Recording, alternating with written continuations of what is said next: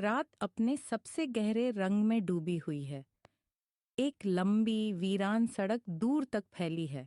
हवा में हल्की ठंडक है और चारों तरफ सन्नाटा पसरा हुआ है। कभी कभी कोई ट्रक गुजरता है और फिर सब कुछ फिर से शांत हो जाता है। सड़क के किनारे एक पुराना ढाबा दिखाई देता है। टिमटिमाती लाइट के नीचे उसका बोर्ड आधा टूटा हुआ है, शीतल विश्राम ढाबा। बाहर से साधारण लेकिन अंदर से अजीब तरह की ठंडक का एहसास देता हुआ एक अकेली कार धीरे धीरे आकर ढाबे के सामने रुकती है। इंजन बंद होता है।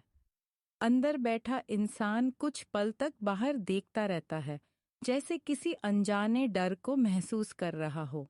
वह दरवाजा खोलकर अंदर जाता है। जैसे ही वह अंदर प्रवेश करता है, ऐसी की ठंडी हवा उसे घेर लेती है। बाहर की दुनिया अचानक पीछे छूट जाती है। ढाबा लगभग खाली है। कुछ टेबल, कुर्सियां और हल्की पीली रोशनी। दीवारों पर पुराने फोटो लगे हैं जो किसी अनकही कहानी की तरफ इशारा करते हैं। वह एक कुर्सी पर बैठता है। कुर्सी असामान्य रूप से ठंडी है। आसपास कोई नहीं है, लेकिन उसे महसूस होता है कि वह अकेला नहीं है। उसकी नज़र दीवारों पर लगे फोटो पर जाती है।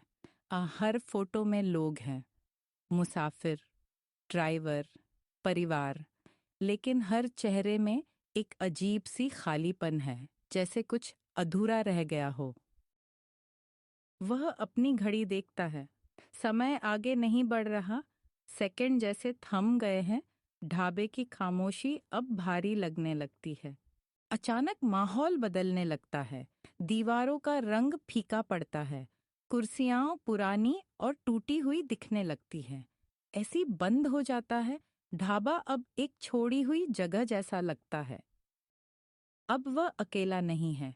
हर टेबल पर धुंधली आकृतियां बैठी हैं, बिना हिले, बिना बोले, सिर्फ उसकी तरफ देखती हुई। हवा और भी ठंडी हो जाती है। वह डरकर दरवाजे की ओर भागता है। दरवाजा पहले नहीं खुलता, लेकिन अचानक खुद ब खुद खुल जाता है। वह बाहर निकल जाता है। वह तेजी से कार में बैठकर निकल जाता है। पीछे मुड़कर देखता है, ढाबा गायब है। लेकिन कुछ समय बाद उसी ढाबे की दीवार पर एक नई फोटो जुड़ जाती है, एक और मुसाफिर की, जिसकी कहानी अब कभी खत्म नहीं होगी।